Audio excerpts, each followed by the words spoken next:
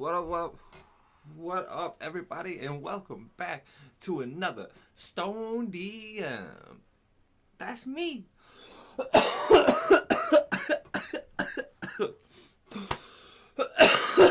Oh man, how is everybody doing out there? Hopefully, you guys are all enjoying your games. You guys are getting some good sessions in.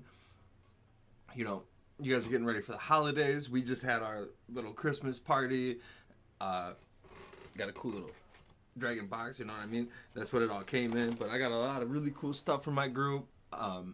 We had a really fun time. We told a little Christmas one shot where we were saving Santa, and I designed it to where there were a couple of different scenarios of people who were trying to take Santa out, and it was just a random affair of all these different characters who had got invited to it. Was called the Santa launch party, and that was when he takes off for to go do Christmas.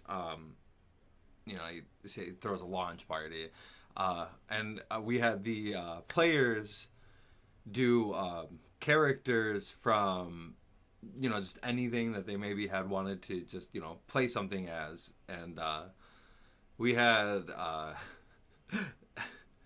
we had King of the Hill character, Dale Gribble. We had Teen Titan Starfire. Well, actually, he was playing Rusty Shackleford as Dale Gribble. And then we had Larry David as himself, but not like, Larry David himself. One of our players was Larry David. Anyway, and we had Patty and Selma, and they were fused together as one person, and and then we had Rorschach from The Watchmen. And they were all our people who were trying to solve all the instances of people trying to take Santa out. And like one of them ended up being Mickey Mouse was there for Disney trying to monetize Santa, and he said no, so he went ape shit, and we just made him I made him a were-rat, and they just had to take out a possessed Mickey. And then there was Elon. He was one of them, and he was there trying to get Santa to go robotics, and Santa said no, so he was evil Elon, and he tried to blow up Santa. And then there was just just a lot of fun random array of things. I had thought of a couple different ideas that I ended up abandoning, but they would have been pretty fun too.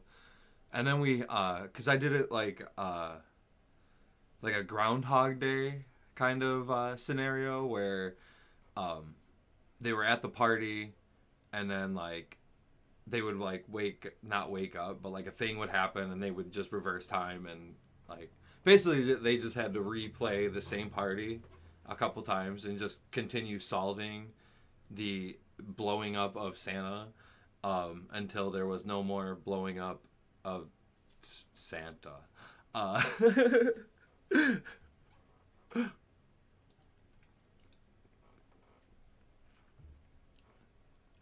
And we were just going to play for however long we could and solve as many as they could. There was another scenario where the deer and the elves did it because Elon was there, and they thought between him and Bezos, they were going to try and figure out how to push them out, so they had to take matters into their own hands, and it was an accident, but Santa was, he got to. Just some silly ideas, just a little fun Christmas thing, just to kind of alleviate all the pressure from the long-term campaign that we've been playing, have a little bit of fun going into the holidays because we're taking a week off anyway. And then we get to go back the first of the year. We get to start the year out doing the greatest thing ever, and that's playing D&D. But let's get to the stoned part, because we don't really have a lot to go over today. You know, we you know we did the one shot and we had a lot of fun with that. Like I said, that was kind of just free for all. One of the things that I do want to try and express to some of the people a little bit more is to just throw things out there a little bit, like if you have an idea in your head and you think it's good, like give it to the rest of the people.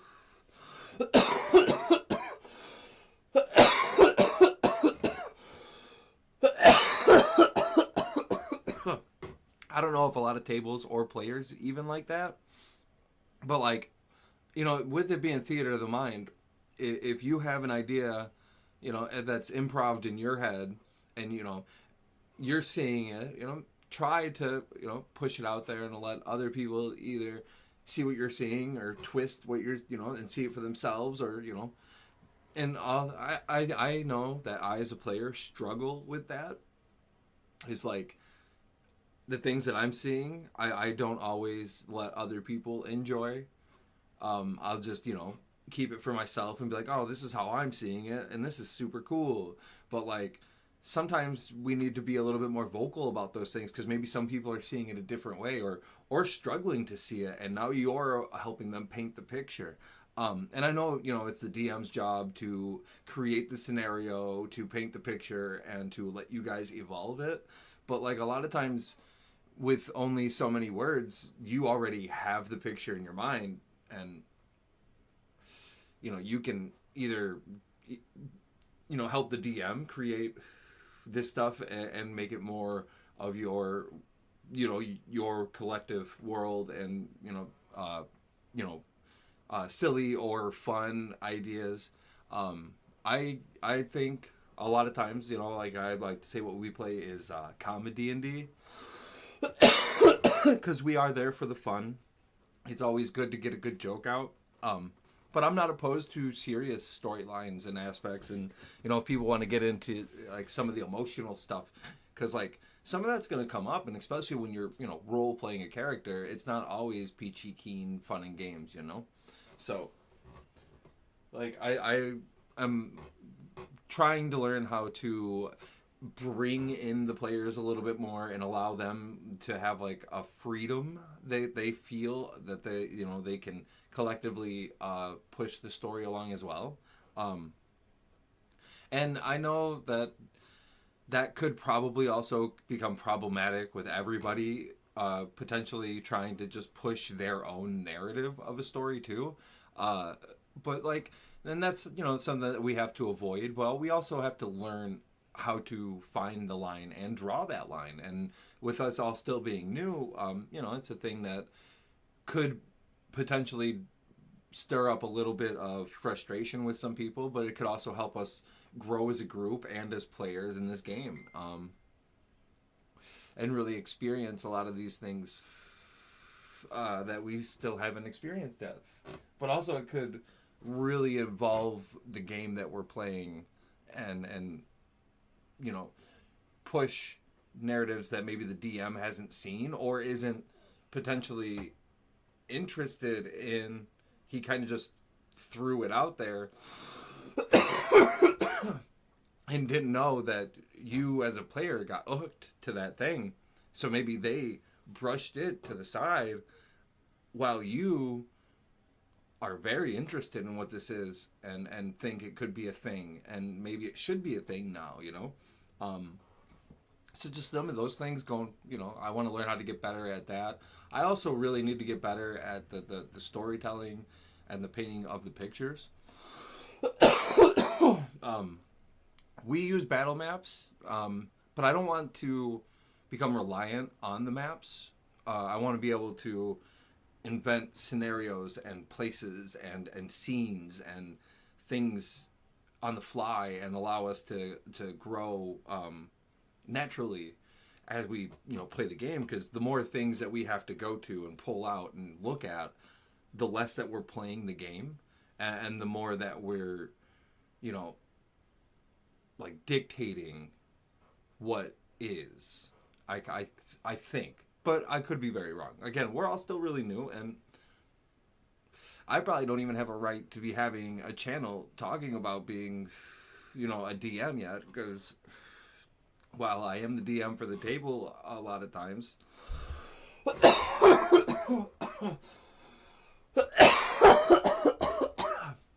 I'm probably barely qualified to technically be, you know, calling myself a DM, like a dungeon master. I've read a lot. I've learned a lot, and I do work really hard, especially because the people at the table have taken their time and put it in my hands, and I feel a lot of responsibility for that. So I want to know the game we're playing, and I want to have an understanding of what can be. That way, we don't bog down and we don't get bored. We can continue moving, continue playing, continue laughing and having fun. Because if you're giving up 4 hours, 5 hours, and so, some of our players have to drive really far. If you're giving up that many hours of your day, it can't add to the frustrations. It can't add to the pressure. It can't add to the stress. While some people feel things differently, and like me, sometimes having that like stress is a little bit of fun. It's like I enjoy feeling that when I have a thing that I like. But it's also kind of just like a motivating factor to like, ooh, I want to, I want to play this out, to the best of my ability. So, but with the holidays and stuff being here, I have a lot of extra time to really work on a lot more world things. And now, having played in what we've done for, what is it, like 16 sessions? When I thought maybe 20 would have been like a pushing point. Nope. I tell you what, guys, we can get up to like level 12. We can have 100 sessions of this. This world has not even been touched. Maybe not 100, but also maybe more. You know what I mean? Like, however, there's going to come a time here soon when some of the other players are going to be ready to tell their stories, and we may not ever touch these players again when we do leave them. And that's kind of part of like what I've been watching too, is like when you have a good idea, make sure you tell it and you involve it, because you don't know when the story's going to end. You don't know when that session is going to be the last one for those characters. So try and make every session a good fun session. Not like live every session like it's your last, but like try and make sure that you do get the plot hooks and the storylines and the character hooks themselves out there. Don't evolve your character in one game. Obviously, don't push them to be one person and then turn into a different one quickly if that's not how that person would be. But like set that on the table and see if anybody starts to pick at it, and then don't hide everything about you, even if you're hiding some things, that way the story can push. We can evolve players themselves. We can evolve the world around the people. And in my world, the players themselves, like the sun literally revolves around them at this point. And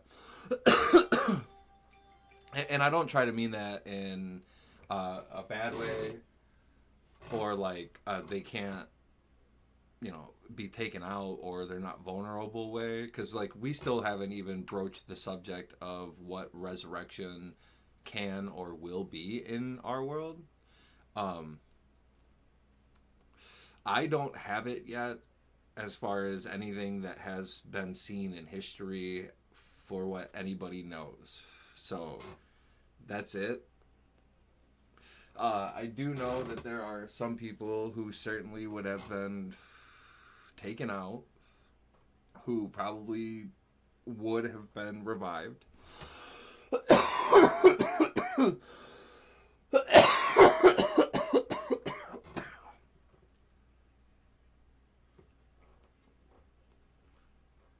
given the circumstances aligning.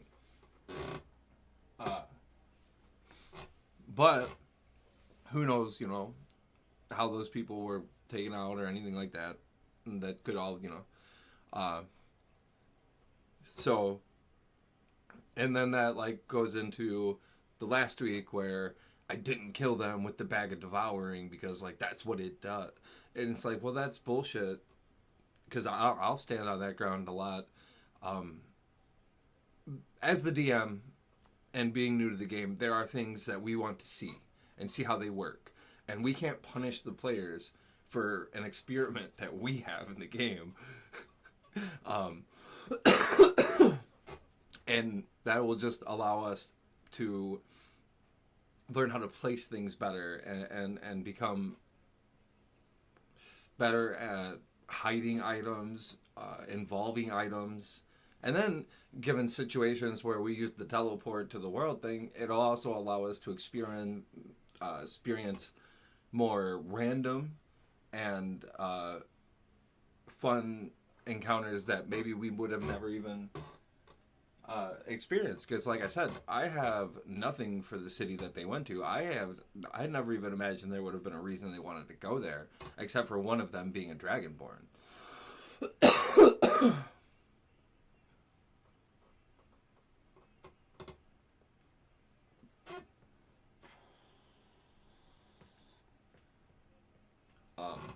Damn, this Chargers defense stinks.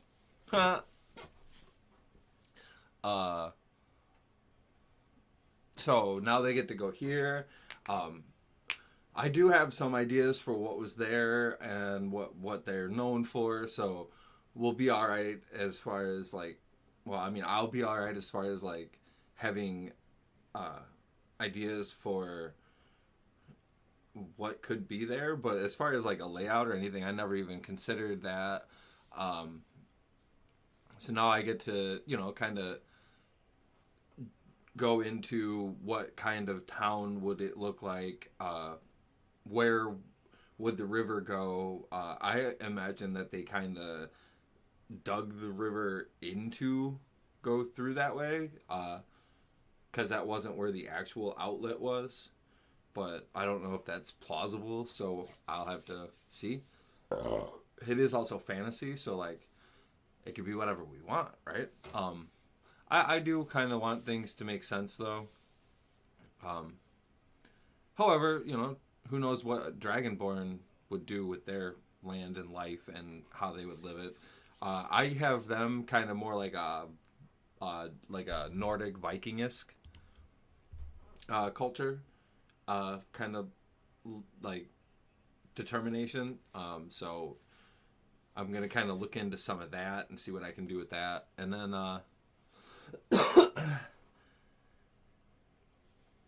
just go into the new year and have a lot of good stuff ready, and then be excited for when they have their stories ready, and just hope that we do come back to these characters, or if they want to, I will build, because I don't know if I want to keep Mirage as the world, or if I want to try a different one, or maybe I put another country where this land is, because like they can also do that too.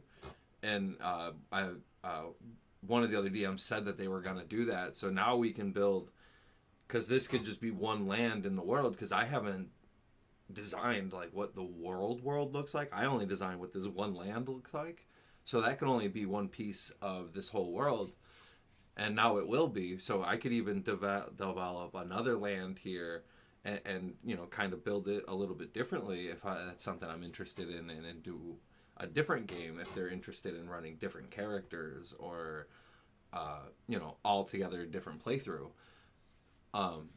Or we can come back to these guys and continue experiencing all of the stuff that these players have gotten themselves into already. All of it's really exciting, and I just love playing D&D and DMing it and storytelling and just hanging out with these guys, and just getting the entertainment bug off my back because I just love just storytelling and just joke telling and just entertaining. Like it's just fantastic. So go check them out. All Bear Crew right here on YouTube, and then whatever y'all do, have yourselves a happy holidays, Merry Christmas, puff pass it along, baby, and don't forget to smile.